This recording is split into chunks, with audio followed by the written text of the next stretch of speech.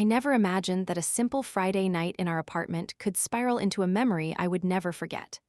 The kind of night that seems normal at first, almost comforting, until something, a detail, a look, a touch, snaps everything apart.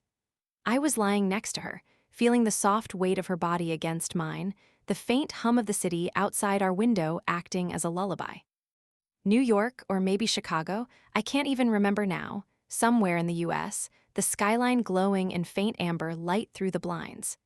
The city had a way of making you feel small, almost anonymous, and yet somehow intimate when you were wrapped around someone you trusted. She shifted slightly, pulling the blanket tighter around her shoulders. Her hair spilled over the pillow like dark ink, curling in ways that caught the dim light. I reached over, brushing it back gently. "You okay?" I asked. She froze for a split second, her eyes widening before she forced a smile. "Yeah," she whispered, her voice too soft, almost brittle. I remember thinking then that something was off, but maybe I was imagining it. Maybe it was just the way the room felt too quiet, the way the night pressed in against the window. We had been together for almost 2 years. 2 years of late-night laughter, coffee-stained mornings, and whispered secrets in the dark. And yet, here we were, in the middle of what should have been ordinary comfort, and suddenly I felt like I didn't know her at all. I tried to ignore the creeping unease. I reached out to tuck a strand of hair behind her ear, just like I had done 100 times before. But she flinched. Sharp, sudden, like I had struck her. "Hey," I said, startled, my hand frozen midair. What was that?" She blinked rapidly, a nervous laugh escaping her lips. "Nothing, just I guess I'm tired." But I knew it wasn't nothing. There was something in her eyes, a flicker of fear, of hesitation, that made my stomach twist. My chest tightened, the kind of tightness that comes when you sense a storm approaching but can't yet see it. We lay there in silence for a few moments. The kind of silence that isn't peaceful. The kind that presses down, heavy and suffocating. I wanted to ask more, wanted to understand, but I hesitated. Because what if asking broke something? What if the truth was already out there, waiting to shatter everything? And then she did something I'll never forget. She rolled onto her side, facing away from me, and pulled the blanket up over her shoulders. Her hands trembled slightly as she pressed it to her face. I need some air," she murmured. I swallowed hard. "Air, you're inside, you're fine."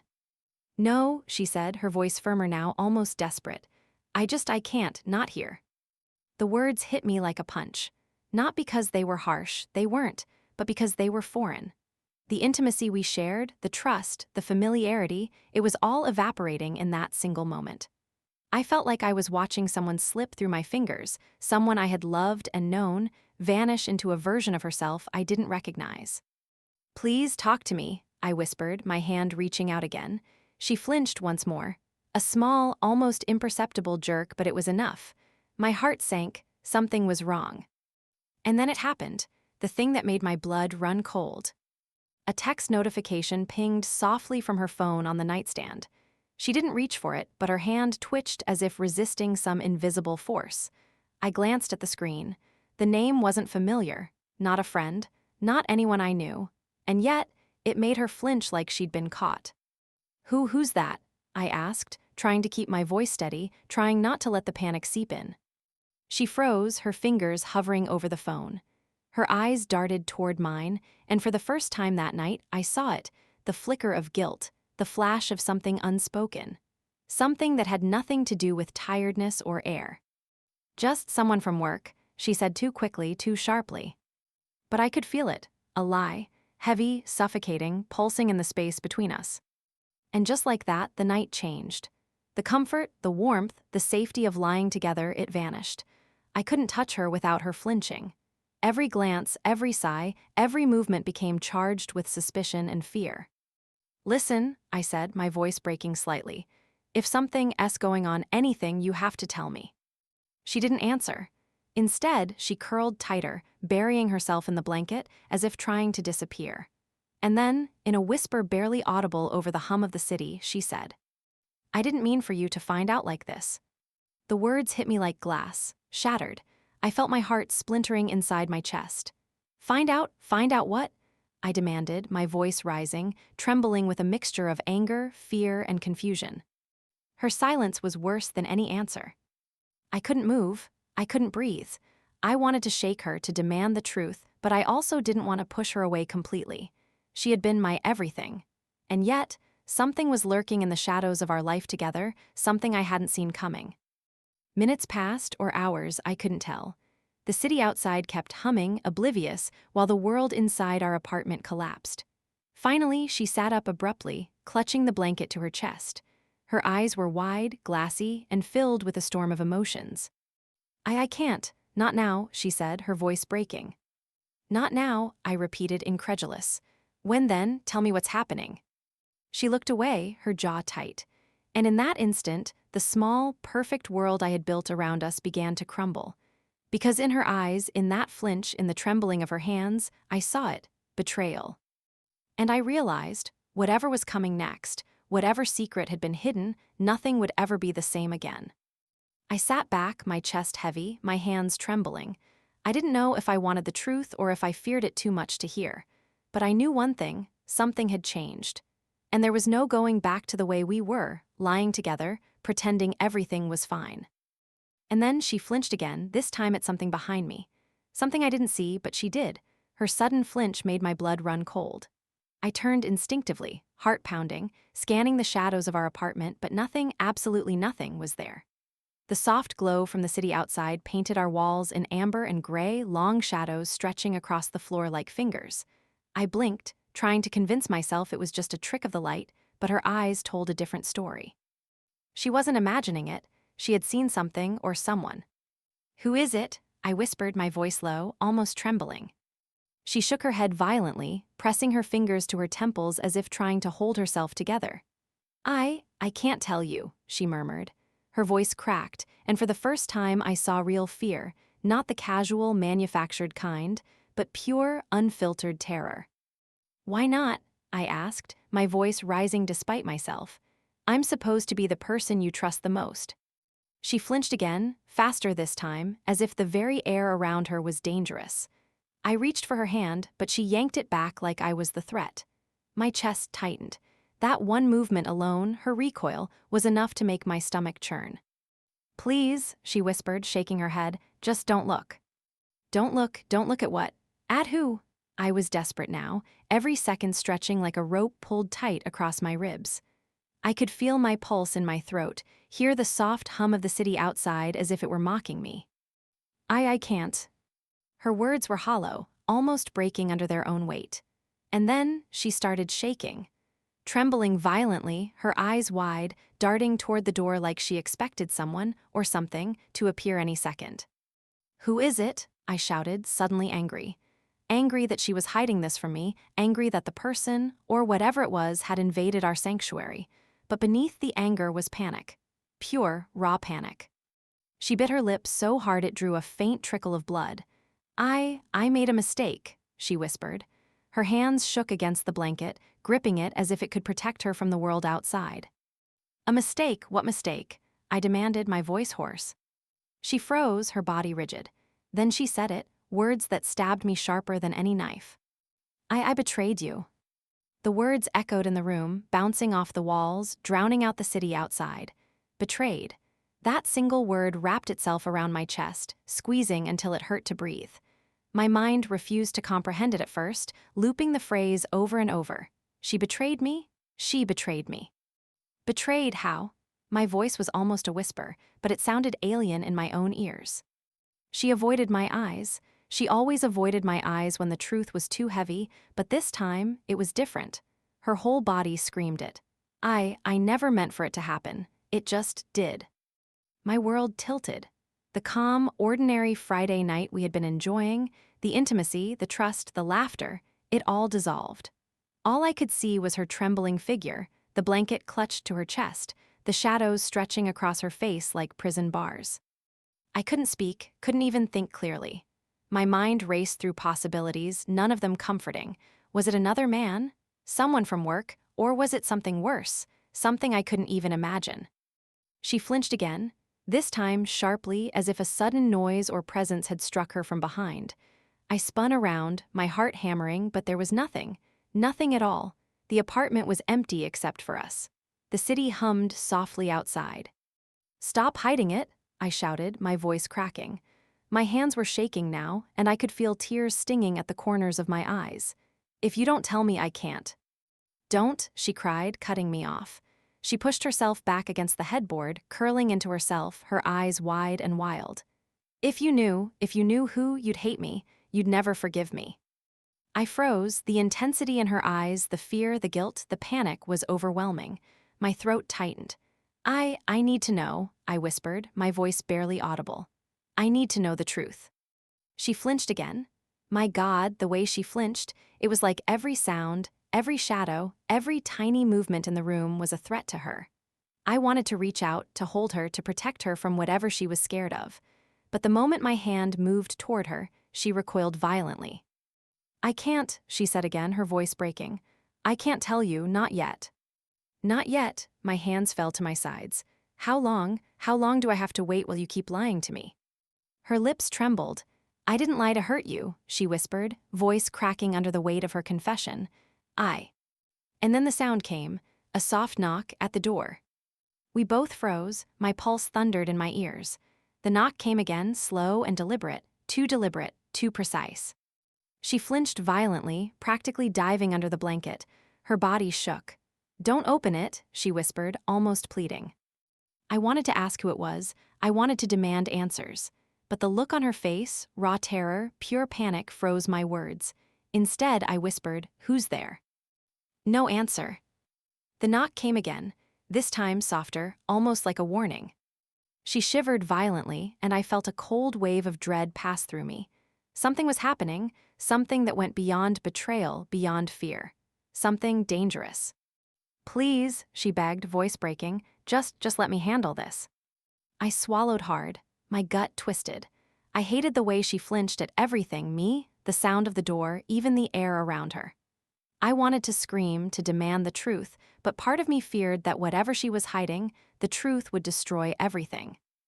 And in that moment, I realized something I hadn't wanted to admit. I didn't just feel betrayed. I felt powerless, helpless, and the worst part, I had no idea how deep this went, how far the lie stretched, or who, or what was waiting outside that door. The knock came again, and then a whisper, barely audible, almost drowned out by the city hum. Her flinch was instantaneous. She buried her face in the blanket. I leaned forward, heart hammering. "What did you hear?" She shook her head violently. "Nothing, don't look, don't." The whisper came again, clearer this time, my name. I froze, my blood ran cold. She flinched so hard she nearly fell off the bed. Her body was trembling uncontrollably. "It's him," she whispered. "Him's who?" I demanded, panic rising like a tidal wave. Her eyes met mine, wide and filled with unspeakable fear. "The one I betrayed you with." And just like that, the night shattered completely. "The one you betrayed me with?" My voice cracked like broken glass. I could barely breathe. My chest felt tight, my hands cold and clammy against the sheets. What do you mean?" She shook her head violently, hair falling into her face. I can't tell you everything. Not yet. He's dangerous." "Dangerous?" The word slipped out before I could stop it. My stomach churned. My heart pounded so hard I thought it might burst through my ribcage. What does that even mean? Is he here? She flinched again, spinning toward me just slightly, her eyes wide, haunted. I think he's watching, always watching. And if he knows I talked," her voice broke completely. She pressed the blanket against her face, trembling so violently the entire bed shook. I wanted to hold her, to reassure her, to pull her close and tell her I could protect her. But every movement made her flinch, recoiling as though I were the threat. My own heart sank. "Then why are we still here?" I whispered, my throat tight. "Why didn't you leave? Why didn't you call the cops?" "I tried," she sobbed, muffled into the blanket. I can't. He knows everything. Where I work, where I live, what I did. He'll ruin everything if I go to anyone." My mind was spinning. Betrayal, fear, the unknown presence, everything combined into a crushing weight I couldn't even name. "He ruined everything already," I said quietly. You cheated on me." She flinched violently at the word, twisting her body in terror. No, it wasn't like that," she cried. She stopped herself, eyes wide, lips trembling. The panic radiating from her was almost unbearable. "I made a mistake," she whispered. "A huge mistake, but I didn't want it to happen, and now he's obsessed." "Obsessed," I repeated, voice rising, my chest burned. Anger mixed with fear, a dangerous cocktail I couldn't control. He's obsessed with what?" Her hands trembled violently. "With me, with us, with what I did. He's not just angry, he's dangerous. He'll destroy anyone in the way." I swallowed hard, my pulse thundering. My mind was racing. This wasn't just about betrayal anymore, it was about survival, about danger, about shadows creeping into our lives that we couldn't see but could feel. And yet, through the terror in her eyes, through the shaking and flinching, there was something else. Guilt, raw, burning guilt. She had been hiding this, living in fear, trapped by her own mistake. I leaned closer, my hand hovering over hers, trembling. "We can fight this," I whispered, almost desperately. We can fix it. Tell me what to do." She flinched again, violently this time, recoiling as though I were an enemy. Her voice was small, broken. "I can't, not yet. He'll know if I say anything." A sudden creak from the hallway made both of us freeze, my breath caught. She flinched violently, throwing the blanket over her head. "He's here," she whispered. My heart stopped. "What do you mean here?" I demanded. She peeked through the blanket, eyes wide and terrified. He's watching through the window. I saw him outside earlier. I thought I was imagining it, but he's back." I spun toward the window. The night was dark, the city lights casting faint shadows across the streets. And then I saw it, a silhouette standing perfectly still across the alley. Watching, waiting. Her body shook violently against mine. He knows I told you something," she whispered. "And now he's angry." I didn't know whether to be furious at him, terrified for us, or enraged at her for hiding it. Everything collided inside me, every emotion impossible to separate. I wanted to scream, to cry, to demand the truth, but the fear in her eyes held me back. "He can't just," I started, but she flinched again, cutting me off. "He can," she whispered, "and he will." The room was silent except for our ragged breathing. The city outside continued to hum, oblivious to the terror creeping into our apartment. But inside, everything had shifted. The intimacy, the safety, the warmth, it was gone, replaced by fear, suspicion, and the knowledge that we were trapped. "Okay," I said finally, voice low but firm. "Then we figure this out, together, you and me, no more hiding." She flinched violently again, curling into herself. I don't know if I can," she whispered. "Yes, you can," I said. "You have to, we'll get through this, but you need to trust me." Her eyes met mine, and for the first time that night, I saw something besides fear, something fleeting but real, a glimmer of hope. But it disappeared almost immediately, replaced again by terror. She flinched at a shadow passing across the wall. "Don't look," she hissed. My pulse raced. The silhouette outside hadn't moved, yet she flinched like it had. My mind refused to understand, refused to make sense of the terror that gripped her. And then, a text pinged. Her phone. She froze mid-flinch, staring at the screen as if it were a bomb. My stomach twisted. I could see the name flashing, unfamiliar, foreign. And the message preview made my heart sink. "I see you. Don't trust him." Her hands trembled violently. He knows," she whispered. The words hit me like a hammer. Whoever this was, whoever she had betrayed, this was far beyond a simple mistake. This was manipulation, obsession, and danger, all rolled into one. I reached for her hand again. She flinched violently, pulling away, but I grasped it firmly. "Listen to me," I said, voice steady despite the chaos inside me. "We figure this out. You don't face this alone, not ever." She shivered violently, nodding slightly. Her body was still trembling, but for the first time she let me touch her, just barely, just enough. Then another knock, soft, deliberate. She flinched violently. "Don't open it," she whispered. I didn't. And as the night stretched on, as shadows danced across the walls and the city hummed below, I realized something terrifying. Our world, the life we had built, the love we shared, was already gone. The only thing left was survival. The knocking stopped. Silence settled over the apartment, but it was heavier than before. Not the peaceful quiet of a city night, but a suffocating, charged stillness like the calm before a hurricane. I could feel her trembling beside me, body coiled like a spring ready to snap. I swallowed hard. We need to talk, really talk. My voice was low, careful, but firm. I needed her to understand that this wasn't just about the fear outside our walls, it was about what she had hidden from me for months. Her lips quivered. I don't know if I can, she whispered. Her hands gripped the blanket so tightly her knuckles were white. You have to, I said, reaching for her again. This time she didn't flinch away, only slightly. A tiny gesture, but it felt monumental. No more hiding. Whatever it is, we face it together. I can't, won't, pretend like nothing happened. She buried her face in her hands, shaking her head. It wasn't supposed to happen like this, she muttered. I made a mistake, and now he won't leave me alone. He knows everything. Everything, I echoed, my voice hitched. I could feel my chest tightening, the tightness of betrayal clawing at me. You mean what I already guessed. She flinched again, a tiny, sharp movement, and nodded. Yes, she whispered. I betrayed you. I never meant to, but it happened, and he's obsessed now. Watching, waiting, he's dangerous. The word betrayal slammed into me again, heavier this time because it was confirmed. The intimacy, the trust, the laughter we had shared, it had been fractured, broken, and I felt it in every fiber of my being, a raw, burning pain I couldn't shake. You didn't just betray me, I said, my voice barely audible. You invited someone into our lives, into my life, and now he's here, watching, threatening, all because of you. Her eyes filled with tears, trembling violently. I didn't ask for this, she whispered. I never wanted him to be like this. I thought I could control it, keep it contained. But he's too powerful, too smart. And he knows I told you something, and now he's angry. My mind raced. Obsession, danger, betrayal, fear, I couldn't breathe. My hands shook as I ran them through my hair. Why didn't you tell me sooner? I demanded. Why lie? She flinched at the word lie, pulling the blanket tighter. I wasn't lying, she cried. I was protecting you, protecting us.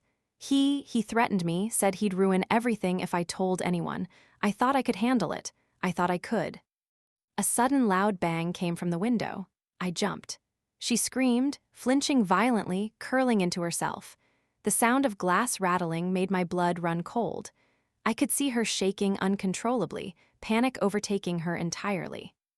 I ran to the window, heart pounding, pulling the blinds slightly aside. The alley below was dark, shadows stretching long and ominous.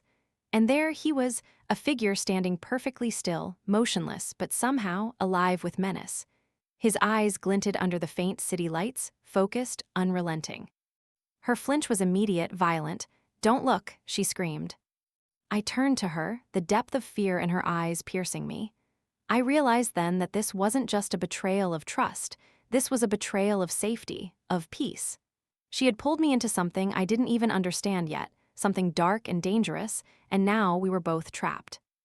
I can't just ignore him, I said, my voice trembling but firm. We have to do something. We can't stay here, hiding under blankets while he watches us. She shook her head violently, shaking so hard her hair fell over her face. No, you don't understand. He'll know if we leave. If we go anywhere, he'll find us. He controls everything. Controls everything, I echoed incredulously. How? He's just a man, he can't. A sound cut me off, a soft click, almost imperceptible, from the bedroom door. She flinched violently, jumping backward onto the bed. He's inside, she whispered, her voice trembling. I froze, inside, my pulse hammered. The apartment was supposed to be secure. Locked. Safe. And yet, here we were, two people on a bed, trapped in fear, with the intruder's presence undeniable. I swallowed hard. How did he get in? She shook her head, shaking so violently it felt like her entire body might shatter. I don't know. He knows how to get in. He's been watching us for weeks. I didn't think it would come to this. I didn't think he would. Her voice trailed off, trembling. Her hands gripped mine, cold and clammy. I could feel her panic seeping into me, infecting every thought. We need to leave. Now, I said firmly.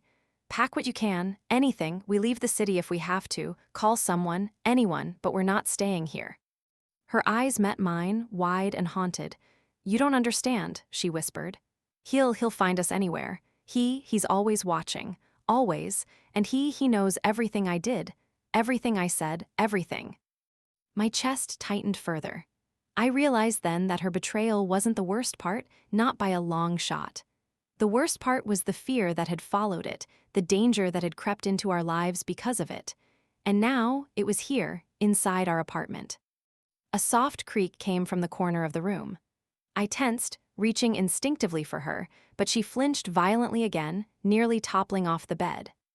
"I can't," she whispered, voice breaking. "I can't face him, not like this."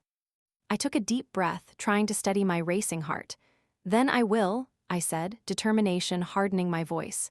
"You stay here, I'll handle him." She shook her head violently, her face pale, eyes wide with terror. "No, you don't understand. He'll kill you. He'll kill both of us if he..." A shadow fell across the doorway, stretching long and menacing. My blood ran cold. She screamed, flinching violently again, pressing the blanket to her face. And I realized something terrifying. This wasn't just about betrayal anymore. It was about survival. And the one person we trusted most had unknowingly brought a predator into our lives. And now, he was here. The shadow at the doorway didn't move, but it radiated menace, filling the room like a black fog. I could feel her trembling beside me, her body pressed against the bed as if hiding could make the danger disappear. But I knew better. Hiding wouldn't save us. Only confronting it could.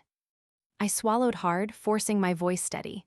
"Who are you?" I demanded, stepping forward. My hands shook, but I didn't retreat.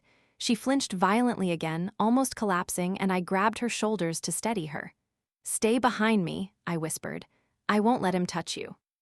The shadow shifted slightly, stepping into the dim amber light.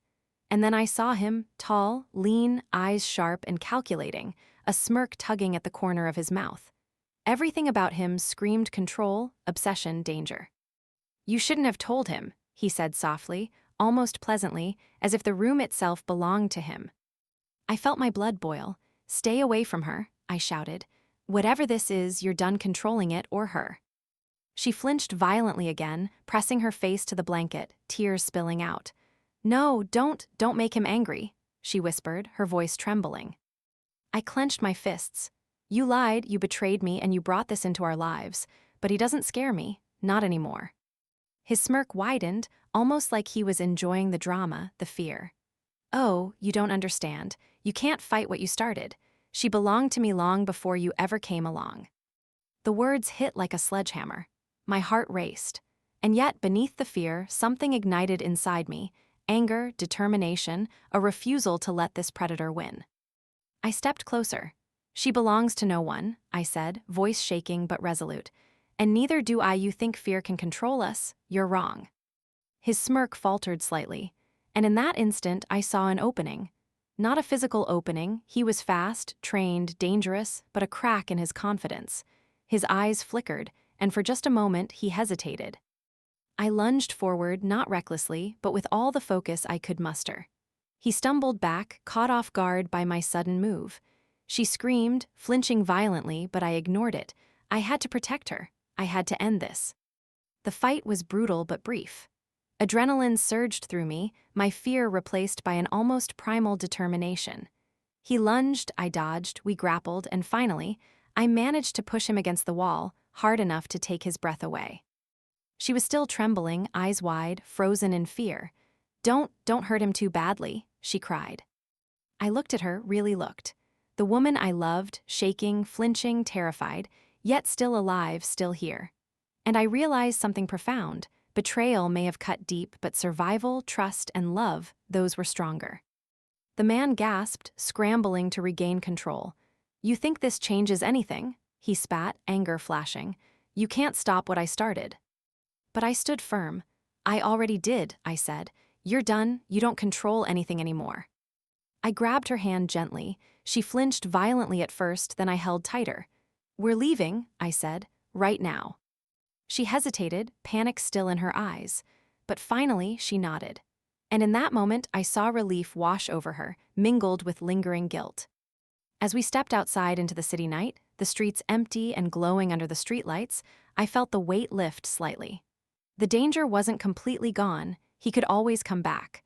But for now, we were together, free from his shadow. We walked in silence for a while, gripping each other's hands, the city humming around us. She flinched occasionally at every noise, every shadow, but I held her close. "You're safe now," I whispered. I'm so sorry," she said finally, voice trembling. "For everything, for betraying you, for bringing him into our lives. I never wanted any of this." I pulled her closer. "I know," I said softly, "and I forgive you, but we survived this together. No more secrets, no more lies." Tears streamed down her face as she nodded, resting her head on my shoulder. For the first time that night, I felt something I hadn't in hours: hope. We found a cab, leaving the city lights behind. The world outside blurred past the windows, but inside the car, we were cocooned in fragile safety. I kept my hand over hers, feeling her tremble slowly calm. "I was so scared," she admitted quietly. I thought I had ruined everything." "You made a mistake," I said. "But we're still here, we're still together. That counts for more than you realize."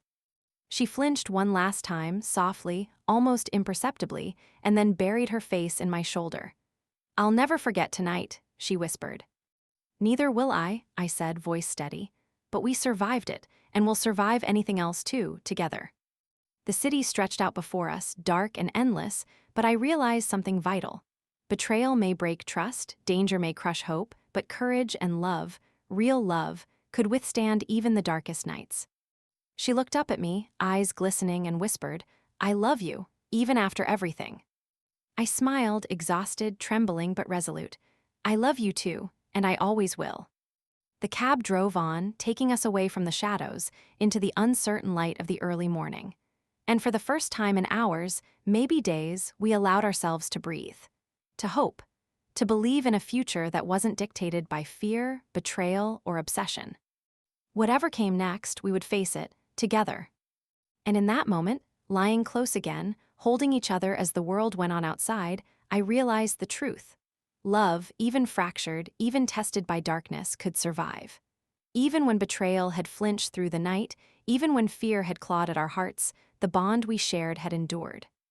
And that night, as the cab took us farther from danger, I swore silently to myself. Nothing, no one would ever come between us again. We were scarred, shaken, and trembling, but we were alive. And sometimes that was enough.